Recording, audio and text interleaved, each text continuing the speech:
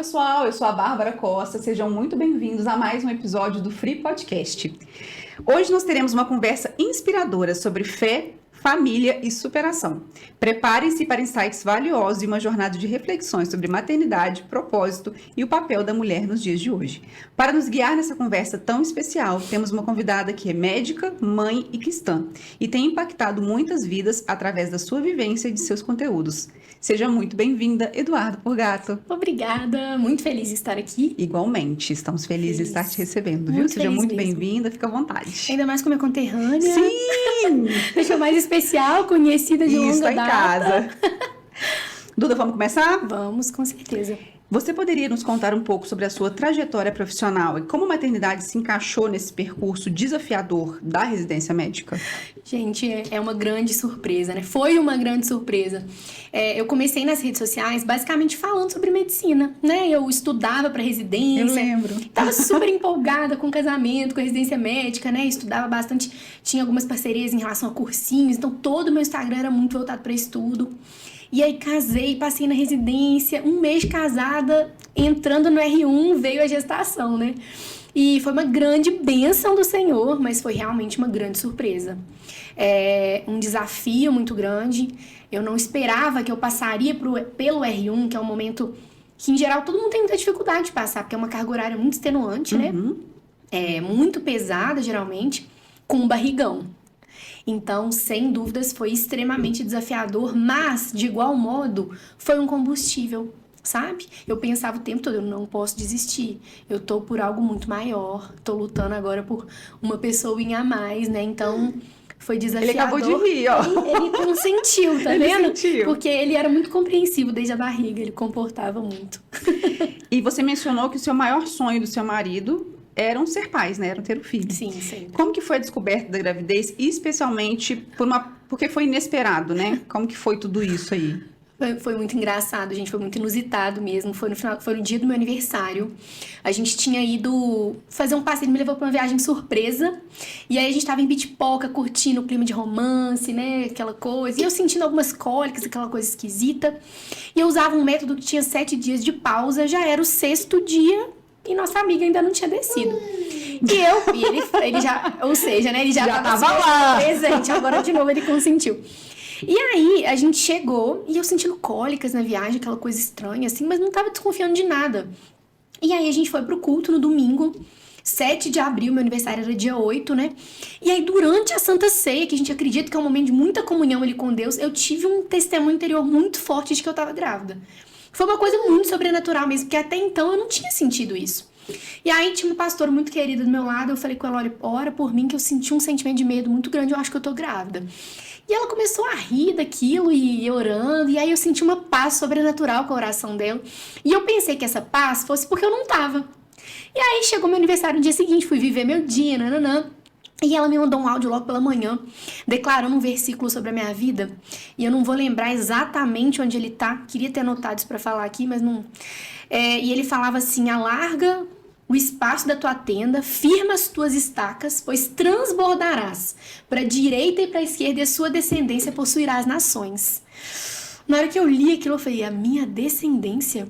E aí tem uma parte do versículo que fala assim, não o impeçais. E aí...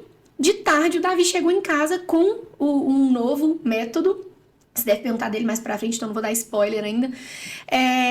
E com um teste de gravidez, daquele mais furrequíssimo que existe. Ele deve ter pegado mais barato, pensou assim, só por desencargo mesmo, porque no meio do mês ela vai ficar preocupada. E aí eu fiz aquele teste, gente, e a gente conversando, pronto pra sair, pra comer um japinha, pra comemorar meu aniversário. E positivo, mas tava muito positivo. Vocês não fazem ideia do que é um teste positivo.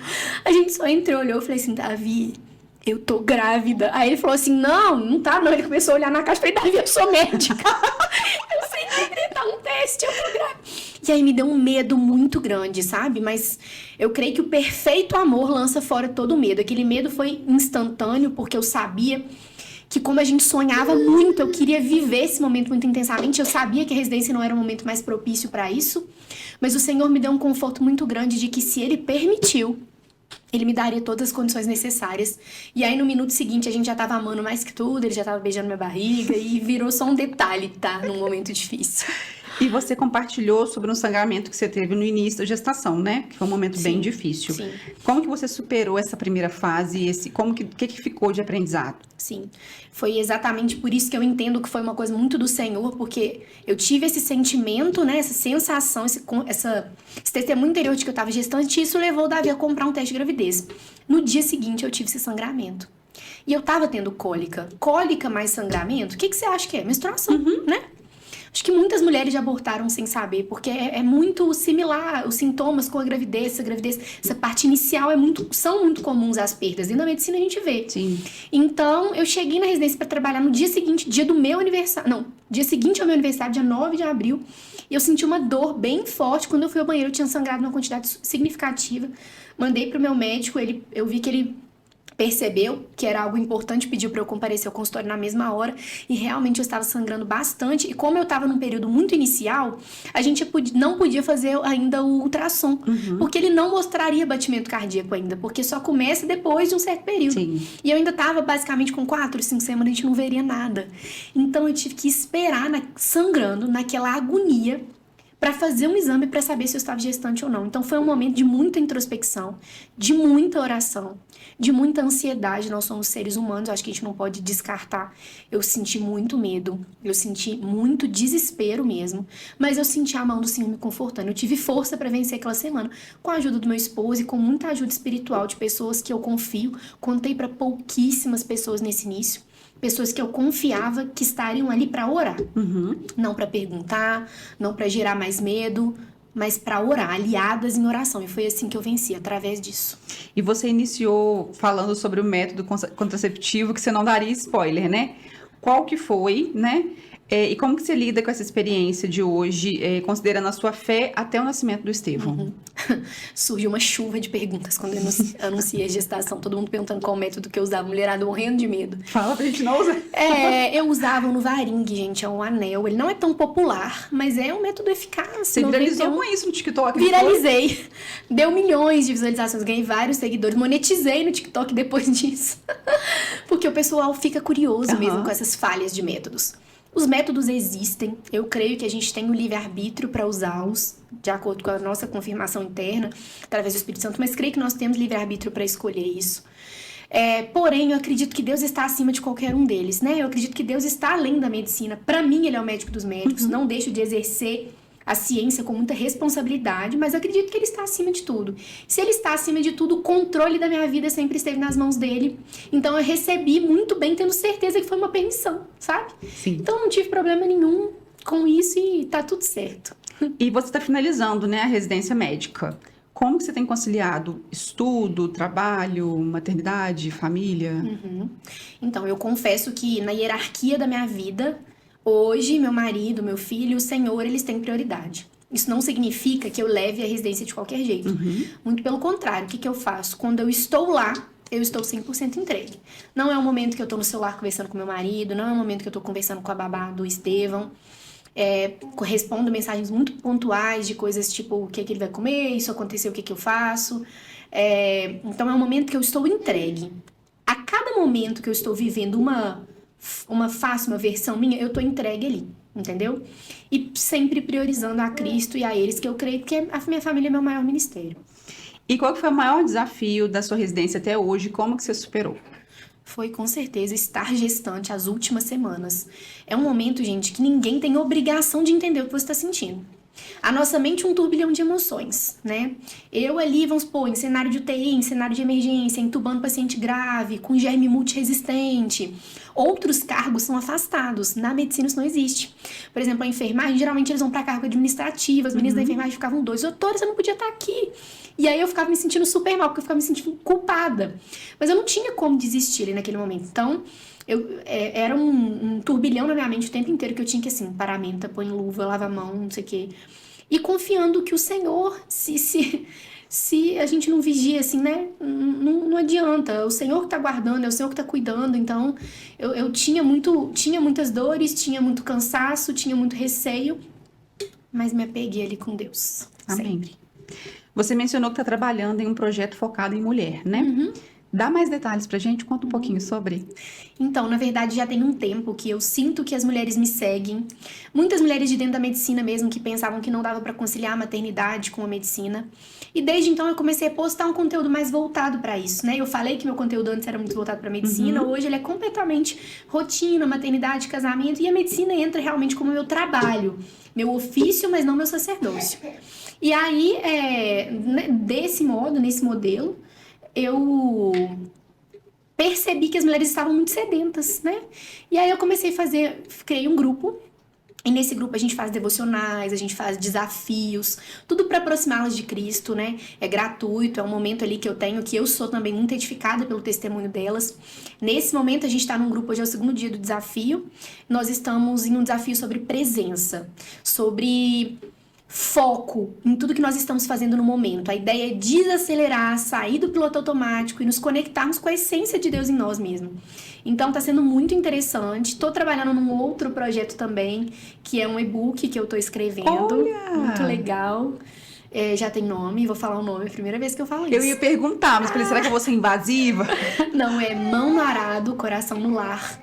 Eu creio que o Senhor tem me despertado para isso mesmo, para estar trabalhando, para me manter nos meus papéis, mas para estar com meu coração ali no meu lar que Cristo me deu.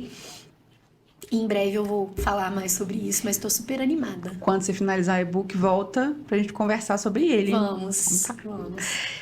Como seus raízes cristãs te conectaram ou transformaram a sua fé na visão da maternidade hoje, Duda? Olha, eu acredito que essa raiz, né, essa visão, eu acredito que a minha maternidade é completamente pautada nisso, sabe? Eu acho que quando eu comecei a minha gestação, desde o primeiro momento que eu me vi gestante, eu me conectei mais com o propósito de Cristo na cruz, assim, com a essência de Jesus que morreu na cruz por nós, esse amor sacrificial que não cobra nada em troca. Eu tinha muita dificuldade de entender esse amor de Jesus. Eu sempre achava que eu tinha que fazer algo para merecer o amor de Cristo. Eu sempre achava que estava insuficiente. Não, hoje eu não produzi tanto, então Cristo hoje não me amou tanto. Hoje eu não orei tanto, então Cristo não vai me abençoar, pode ser que aconteça alguma coisa de ruim. Esse amor pelo meu filho me fez entender o quanto o amor de Cristo por mim não depende do que eu faço, do que eu realizo. É incondicional. Você sempre afirma que a maternidade é sagrada e o casamento é maravilhoso. Como esses pilares se sustentam em sua vida e qual que é a importância deles? É máxima importância, assim, sem dúvidas. Eles são minha vida, assim, meu marido é o cabeça do meu lar. É por meio dele que eu consigo estar aqui hoje sem dúvidas, porque eu tenho todo um apoio, porque eu tenho alguém que está ali comigo somando o tempo inteiro, né, que me ama como Cristo amou a igreja. Então eu acho que a gente entender os preceitos, os deveres conjugais que estão lá em Efésios, né? O homem entender o papel dele mesmo, de suprir emocionalmente, financeiramente, espiritualmente. Tudo isso me possibilita viver a maternidade de uma forma sagrada. Se eu não tivesse um parceiro vivendo isso junto comigo, nossa, seria muito difícil. Muito difícil. A gente sabe da realidade do dia a dia, seria muito difícil. Muito difícil. Como que você busca levar a sua família e outras famílias também ao encontro de Deus através do seu conteúdo? Então, eu tento mostrar no meu conteúdo, e eu sempre posto esse versículo, tudo que fizerdes, né? Quer comais, quer bebais, façam tudo para a glória de Deus. A gente está num momento da vida que todo mundo está muito acelerado. Então, na verdade, a gente tem que encontrar Deus no ordinário. Tem um livro que chama Liturgia do Ordinário, eu adoro esse livro. Ele fala que Jesus viveu a maior parte do ministério dele. Ele passou 33 anos onde? Cadê Jesus nesse momento, assim? A maior parte da vida dele, como homem aqui na Terra mesmo, foi no ordinário. Provavelmente ele acordava, fazia a higiene dele, conversava com pessoas, trabalhava. Então, assim, a maior parte da nossa vida a gente vive no cotidiano, em coisas ordinárias. Então a gente precisa buscar glorificar Cristo nisso. Isso que eu tento mostrar, sabe? De forma muito tranquila, você consegue transparecer com perfeição. Tento de forma leve. E consegue. Como que é a dinâmica familiar da sua casa, né? Especialmente morando em Juiz de Fora, sem familiar próximo. Porque, tipo assim, sozinha, eu digo, sozinha já é difícil às vezes pra mim. Imagina, tipo, você, tipo, longe, com neném pequeno, casar, enfim. Como que é? Como que você lida com isso? Desde que o Estevão nasceu, eu já tinha uma clareza muito grande de que eu queria viver esse momento entre nós, né? Eu fiquei 1 mês na casa da minha mãe e quando o Estevão fez 1 mês, eu vim embora pra cá. O Davi trabalhando de 8 da manhã às 18, eu ficava 10 horas sozinha com o bebê de 1 mês. Hoje, eu olhando, eu falo assim, que louca. Hoje eu penso assim, não, que ousadia no espírito. Eu sabia que o Senhor estava ali me sustentando, sabe? E eu creio que foi muito importante para que hoje eu alcançasse esse nível de maturidade que ainda tem muito a evoluir como mãe. O Davi sempre esteve presente nas madrugadas junto comigo, porque o dia, apesar de que ele estava trabalhando fora, eu estava trabalhando em casa, mantendo a nossa casa em ordem. Estevão dormia, eu não conseguia dormir. Eu tinha que o quê? Fazer comida, cuidar das nossas roupas, cuidar da casa. Então, ele estava trabalhando... O que não é fácil. O que não é nada fácil. Então, ele estava trabalhando fora de casa e eu trabalhando dentro de casa. Então, na madrugada, isso era... Nós sempre, até hoje, somos uma equipe. Então, eu acho que se o casal tá ali unido... Claro que a rede de apoio é uma bênção, mas os casais que não têm são muitos que saem da sua cidade para estudar e acabam indo para fora, para mais longe ainda, São Paulo. Tem um monte de gente que eu sigo, São Paulo, Belo Horizonte, tudo certo. Hoje eu tenho uma babá, né, porque eu trabalho fora, é muito importante também, né? A gente sabe que não dá para trabalhar fora, vai deixar neném com quem, então a gente tem isso também. Mas tranquilo, dá para levar. E que conselho você daria para as mães que se sentem pressionadas pelo que o mundo diz sobre a maternidade? Então, eu acho... Foi legal você ter tocado nesse assunto, porque eu acredito que, assim, tem muitas pessoas falando mal da maternidade. Mas eu tenho visto... Eu não sei se é o meu algoritmo que é viciado, ou se vocês também têm essa percepção. Por exemplo, seu conteúdo não é focado em maternidade, talvez você possa me falar melhor. Tá. Né? Mas eu tenho visto um exército de mães mostrando um outro lado. Um lado leve, um lado alegre, um lado do quanto a gente aprende. Porque é óbvio, gente, que maternidade não é fácil. Lógico que não é fácil, não é pra ser fácil, né? No mundo tereis aflições, tem de bom ânimo, eu venci o mundo. Porém, pode ser leve, né? E é extremamente recompensador. Não tem nada melhor do que você ver o sorriso gostoso, banguela do seu filho pra você. Essa troca de olhares, o momento da amamentação. Ver o cônjuge se tornar pai, ver os avós se tornando avós, ver os amigos se tornando tios, ver o amor das pessoas com os nossos filhos, ver o quanto a gente é capaz de amar, o quanto a gente é capaz de se doar. Eu tive que fazer cesárea, né? Foi uma pauta assim, até importante que eu não queria e acabei evoluindo para cesárea. E recém-operada, mas mesmo assim com dor, porque meu pós-operatório eu não achei muito fácil, eu achei bem dolorido mesmo. Levantava para amamentar, chorava de dor no início da amamentação, mas continuava. Então, eu achei muito bonito o processo. Quando a gente tá passando é difícil, mas é extremamente engrandecedor. E ele passa também, e né? ele passa muito rápido. Bárbara, as pessoas falavam isso. E eu ficava tipo assim, que exagero. Mas eu pisquei, meu filho vai fazer 8 meses. Ontem eu entrei em trabalho de parto. Ontem eu casei, sabe? Cara, é loucura isso que eu tô com o neném pequeno lá em casa. Que é minha sobrinha, né? E é muito engraçado que ela já fez 1 ano, tipo, é loucura, realmente passou muito rápido. Não é fácil. O começo, eu como tia, como tendo uma irmã que tinha acabado de se tornar mãe, pra mim foi um pouco assustador. Quando eu cheguei no hospital, minha irmã, tipo, incapacitada. Eu falei, meu Deus. Mas assim, é uma fase que realmente passa. E é muito gostoso acompanhar, ver, sabe? A primeira palavra, começou a comer. Tipo assim, outro dia eu comprei uma botinha pra ela.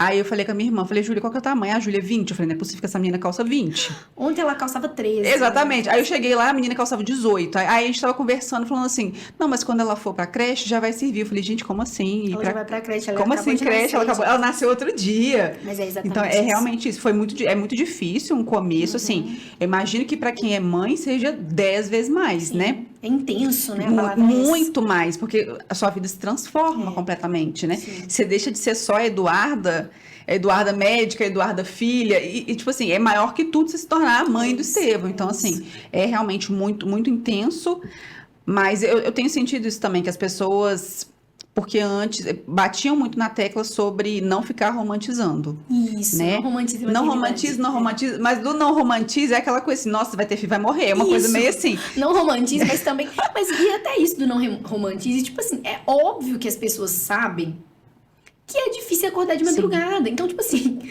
tem coisas que são muito óbvias. É claro que não é difícil, que não é fácil passar por um parto normal, porque no momento dói muito. É claro que é difícil a cesárea, porque o pós-operatório é chato. Você quer dar banho no seu filho, você tá cheio de ponto. Você não pode nos primeiros dias. Você é privada disso.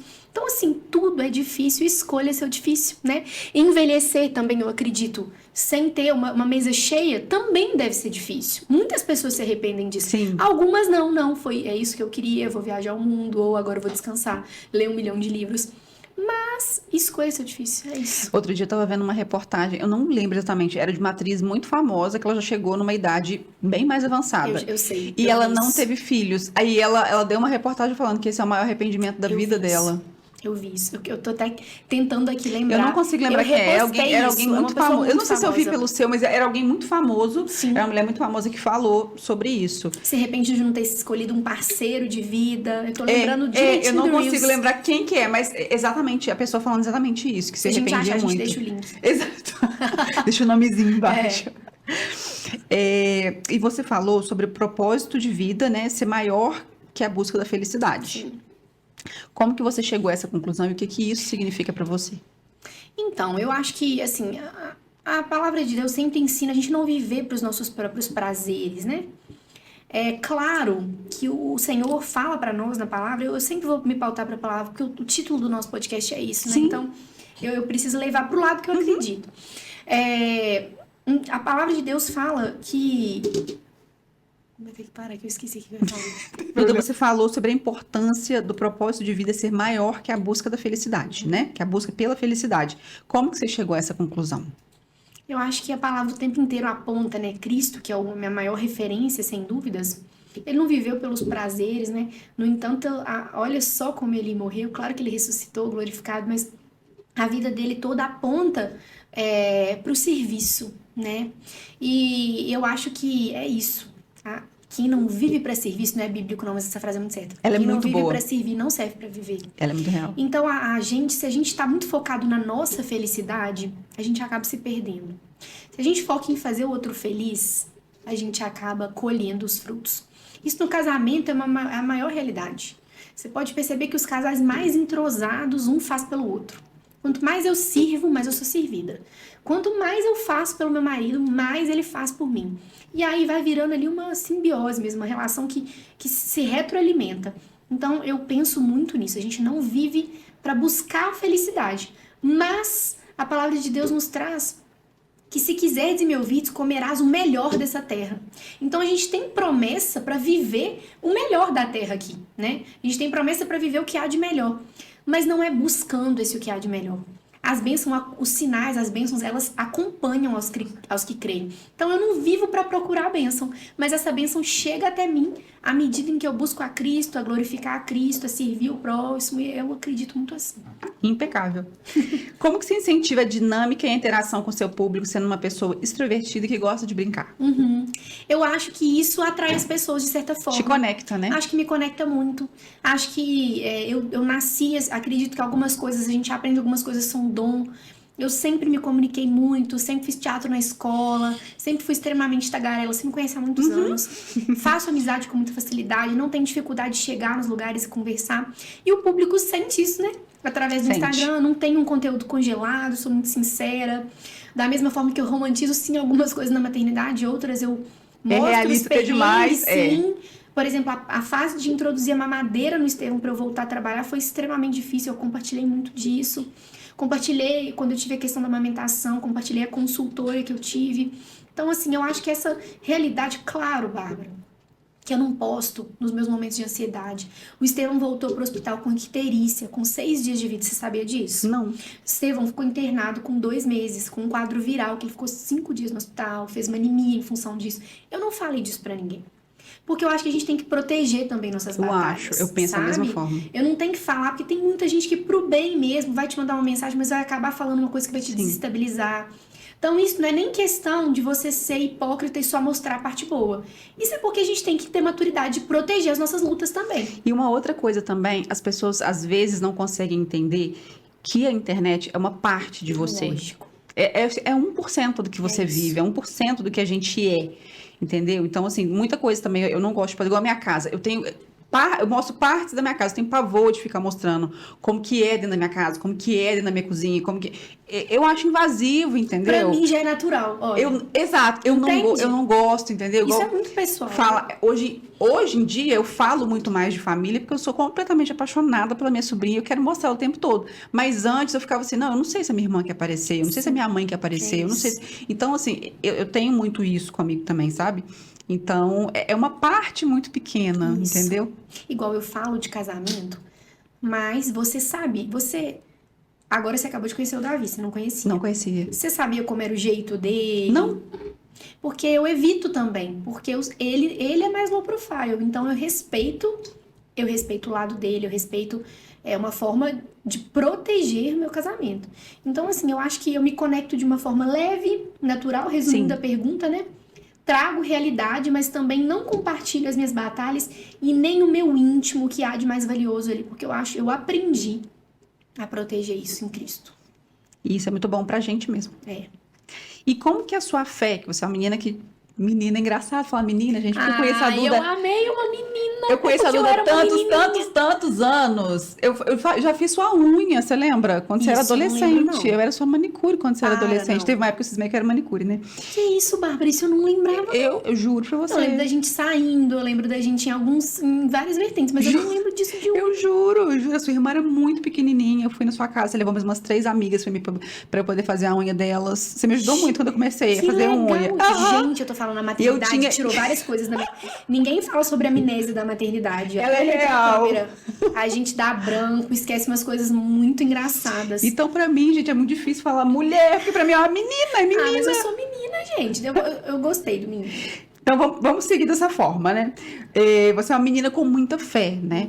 Como que a fé te ajudou na sua jornada de vida, até o momento, tudo que você viveu, tudo que você vive, como que a sua fé te ajuda? Então, aí é tão engraçado quando as pessoas me veem e falam que eu tenho muita fé, porque eu acho minha fé tão pequena. E eu não falo isso com, ai, nossa, tá assim... Mas não, é porque assim, às vezes nos momentos de luta, nos momentos difíceis, eu fico o tempo inteiro assim, ai meu Deus, e se não for? Porque nessas horas a gente vê o quão vulnerável a gente é e dependente de Deus, sabe? Então, assim, mas a palavra de Deus, graças a Deus, ele é um Deus muito bom. Ele fala que se tiver do tamanho de um grão de mostarda, que é muito pequenininho, né? A gente pode falar os montes que troquem de lugar e eles trocariam. Então, eu acredito que a fé, as pessoas tentam torná-la abstrata, mas eu acho que a fé é muito prática. Eu gosto muito de ler a Bíblia, o Novo Testamento, as cartas de Paulo, que são um manual de fé prático, porque ali a gente vê que a fé é exercício, né? A fé não é um sentimento, a fé é um viver. A fé é um estilo de vida mesmo. Você só demonstra que você crê em Cristo quando você glorifica Ele nas suas atitudes, quando você obedece, quando você é coerente com aquilo que você prega, quando você tenta, se esforça para não viver na hipocrisia.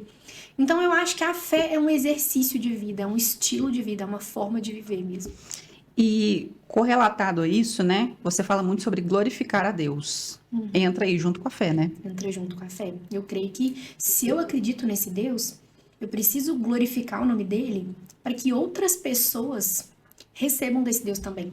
É tão bom, é tão maravilhoso ser serva, ser filha, muito mais do que ser serva, ser filha, ser amiga, ter o Espírito Santo comigo no meu dia a dia, que eu quero dividir isso com as pessoas. Como que eu divido isso com as pessoas?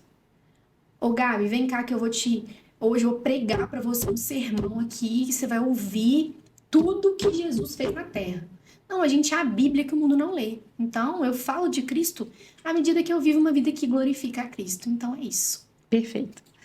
E além da maternidade, quais os outros assuntos você gosta de abordar? Eu já sei, mas o povo de casa não gosta. O povo de casa que não sabe, vai saber agora. Eu gosto muito de rotina, de mostrar o dia a dia, como ele é mesmo. Eu amo suas mesas postas. Eu amo mesa posta. Eu também. Eu tenho muito um projeto, olha, de um dia trabalhar com isso. Eu amo essa veia de empreender, gente. Um dia, em breve, vocês vão me ver aí nessa área, vários projetos. Mas você não acha que isso pode ser um pouco também porque você cresceu muito vendo seu pai e sua mãe fazer? Eu cresci naquele meio, fui forjada ali, né? A loja hoje tá tudo, né, menina? Tudo. Tá babado lá. Tá? Outro dia eu fui lá comprar coisa de mesa posta pra minha mãe. Viu? E as coisas são lindas, com preço excelente. Eu gosto pressão. disso, eu cresci nesse meio. Olha o jabá pra loja do Euler, gratuito. Olha só, meu pai nem pagou por essa publi, hein? Vai ficar felizão.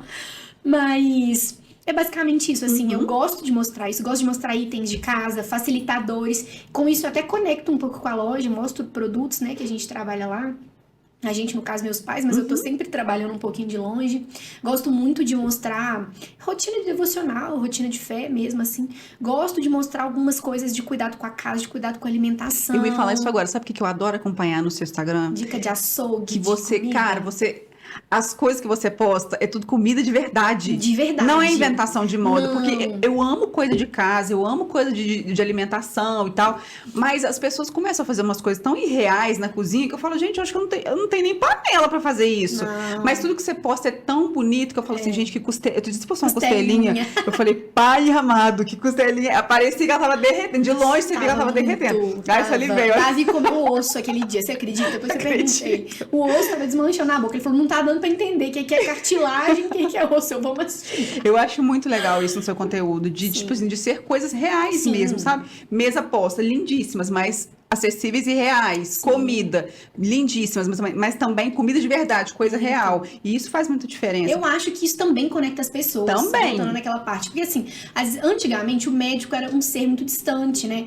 Hoje em dia o médico, ele é um profissional como qualquer outro. Eu não acredito que seja uma profissão assim de prestígio mais. E nem tô cobrando disso, não. Eu acho que é muito que raro. natural. É muito raro conhecer alguém Com essa visão, que tenha você essa acha visão. ainda? Eu acho. Porque assim, como eu tô com essa galera mais jovem, eu já vejo diferente. Eu convivo com médicos muito novos que já formaram com essa cabeça mais parecida com a minha, né?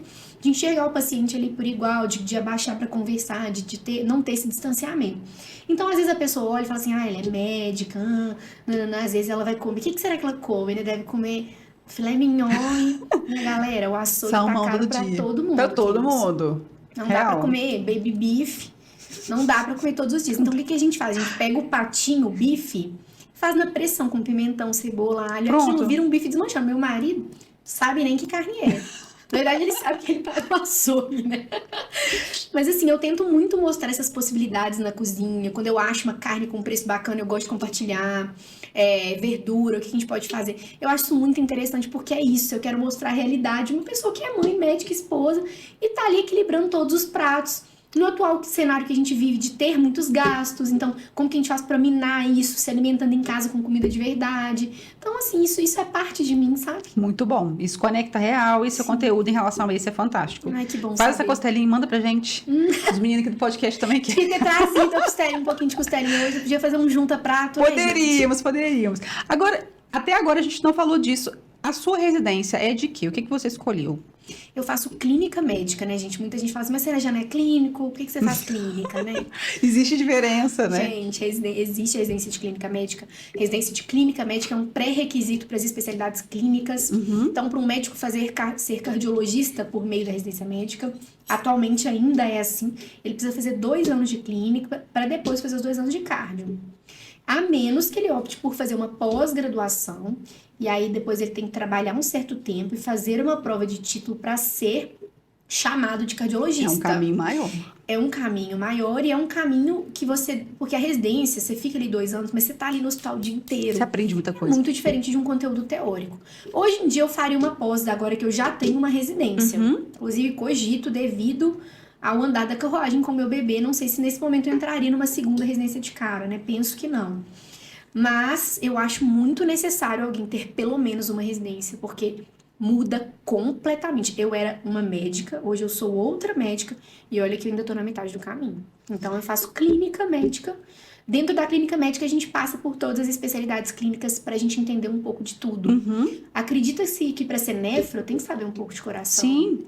Tem que saber o básico da É tudo hemato. interligado, né? Tudo interligado. Não dá pra saber seu coração, Sim. sabe? Então é basicamente isso. E se você pudesse fazer uma outra especialização, o que você faria? Então, vou dar um spoiler. Na verdade, eu sempre falei de gastro no meu Instagram, né? Sim, verdade. Mas caiu por terra, assim, desde que eu tive o Estevão, o Senhor tem me mostrado outros caminhos. Eu tô extremamente voltada pra geriatria. Eu sabia, eu ia falar agora Eu que você é amo a idoso. mas eu acho você é a cara da Eu geriatria, amo assim. idoso, eu amo. Acho tudo a ver com você. É um público que eu amo, é um público que gosta de conversar, sabe? Cara, pela forma que você fala, tipo, você é muito paciente ao falar, tudo que você fala é muito bem explicado. Isso é a cara da geriatria. Nossos idosos gostam de mim, eu gosto deles, a gente cria conexão de cara. Você ganha muito presente deles?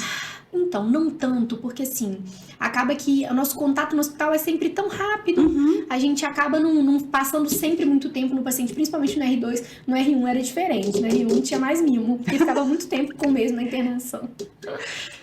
E se você pudesse dar um conselho para uma mãe que está prestes a se tornar mãe, qual seria? Eu acho que se apegue em Cristo, não fique presa às 1000 fórmulas que a internet te dá. Eu acabo sempre dando muitas dicas de várias coisas, né? Eu fico até com receio, às vezes, das mães pensarem que só esse jeito é certo. Igual eu posto muito sobre introdução alimentar, enquanto tem mães que não estão conseguindo dar comida porque as crianças não aceitam.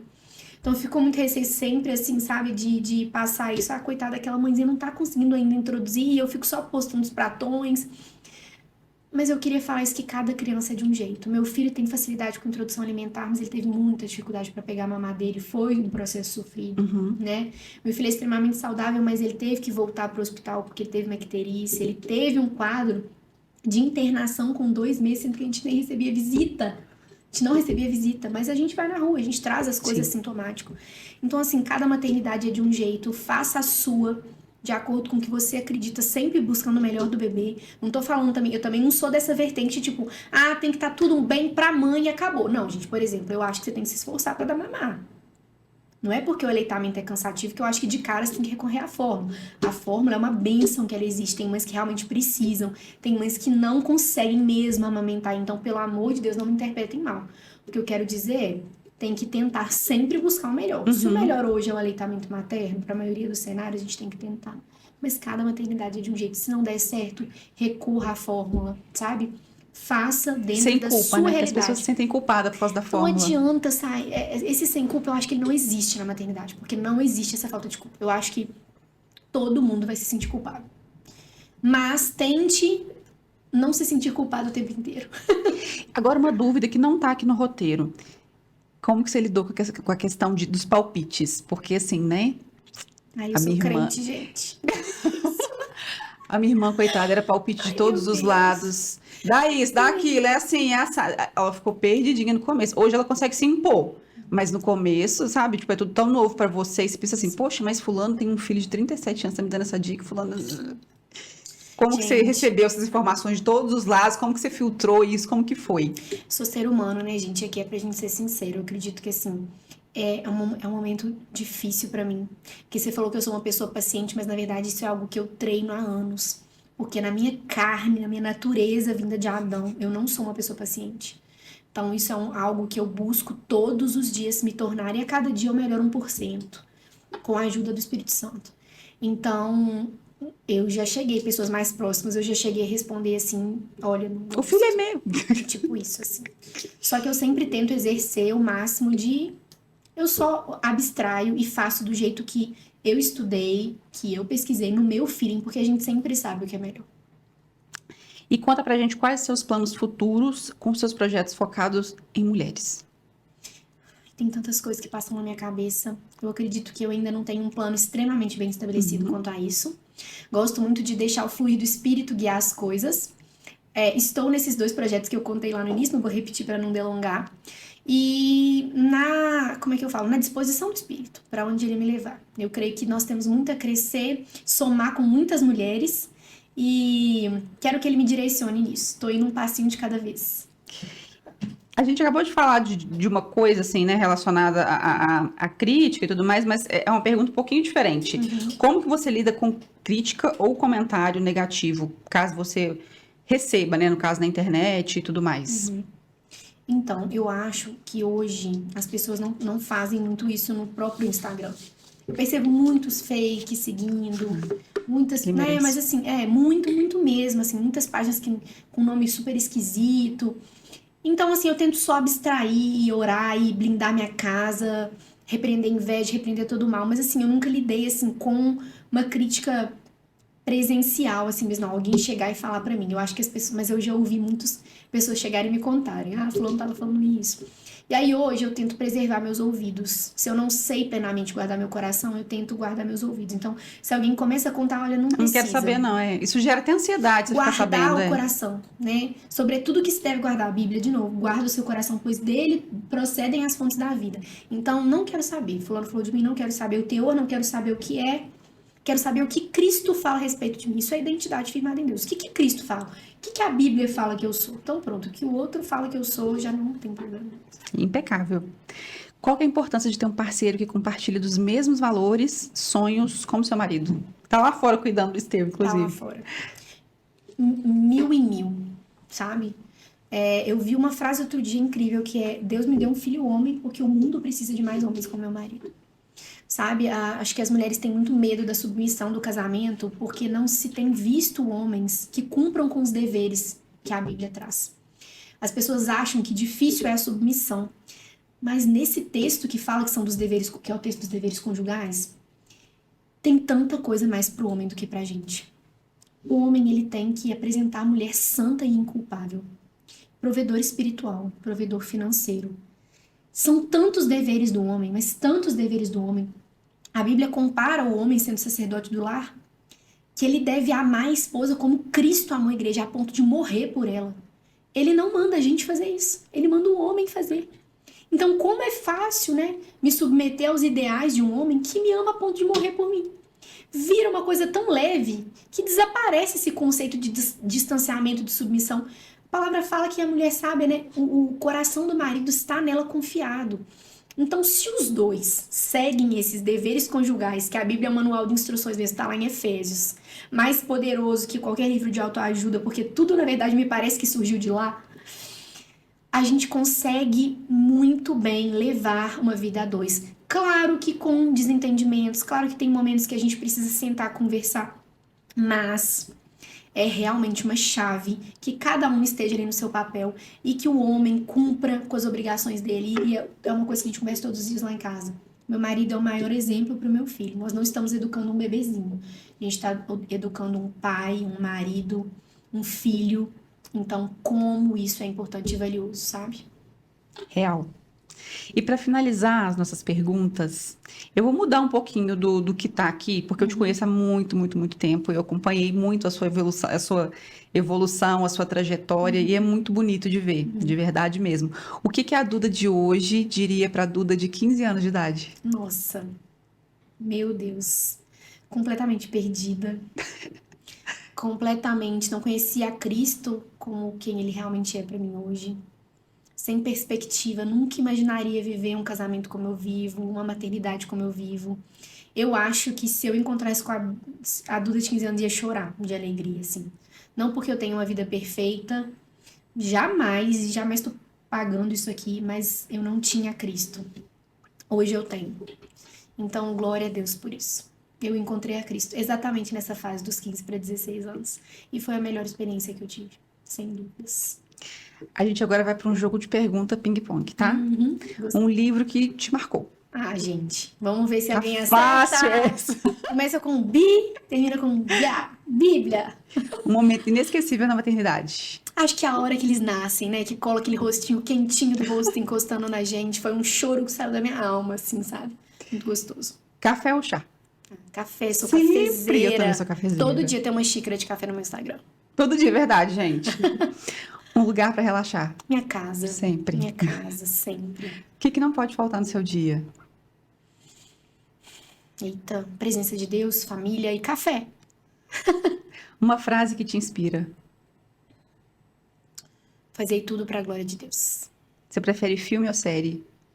Por incrível que pareça, eu não sou ligada muito nisso, mas acho que série. Eu gosto muito de MasterChef, eu gosto mais de programas assim. Pesadelo na Cozinha, eu sou mais dessas. Eu tô viciada agora em Shark Tank. Gosto muito, assisto muito também, já vi várias temporadas. Eu descobri que passa no Samsung TV. É lá mesmo que eu tô vendo.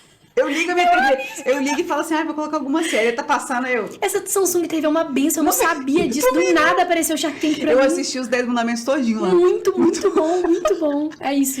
Outro dia eu vi que passa até Mr. Bean. É que mais uma propaganda gratuita. Mais uma, Samsung dá um jeito. Um sonho a realizar. Acredito que ter mais tempo ainda pra minha casa. Sua comida favorita? Frango com quiabo. Nossa, Ou quiabo com costelinha. tudo. O que significa ser livre pra você? Se Cristo vos libertar, verdadeiramente sereis livres. Eu acho que liberdade é você poder falar não ou sim pra qualquer coisa, sabe? Muitas pessoas acham que o cristianismo é prisão, mas na verdade a gente é livre pra falar não pra muitas coisas que as pessoas não conseguem dizer. Então, pra mim é isso. Liberdade é viver em Cristo. Duda, nós chegamos ao final. Foi tão rápido. Foi um Parecia bate-papo uma muito. conversa Foi um bate-papo tranquila. leve, gostoso. Queria que você deixasse uma mensagem para os seus seguidores. Com certeza. Deixa a sua rede, o seu arroba para eles também te seguirem. Nas duas, tá? Porque Nas você é viralizado duas. no TikTok. Sim. Que você continua ganhando dinheiro. Então deixa o arroba, por favor. Meu Instagram é @dudapurgato, o TikTok é Eduarda por Gato. Preciso ser mais constante lá. E a mensagem que eu queria deixar é que vocês possam conhecer a cada dia mais a Cristo, né? E viver uma vida plena nele, porque isso é o que a gente tem de melhor, né? Nós somos seres eternos, impossível nós nos preenchermos com coisas terrenas, porque nós somos para a eternidade. E meu maior desejo é conseguir levar cada vez mais pessoas a essa realidade. Não por mim, não para eu ter um tanto de seguidores, mas porque a gente tem falado aqui desde o início do podcast para que o nome dele seja glorificado através da minha vida. Amém. Um super beijo, foi um prazer estar com vocês Igualmente, seja sempre bem-vinda. Você Amei, volta, você pode falar no seu look, com por favor. certeza, eu volto Seja sempre bem-vinda, tá? Obrigada, foi Obrigada por maravilhoso. você ter vindo, viu? Obrigada. Muito obrigada por quem assistiu até aqui. E esse foi mais um episódio do Free Podcast. Um beijo pra vocês.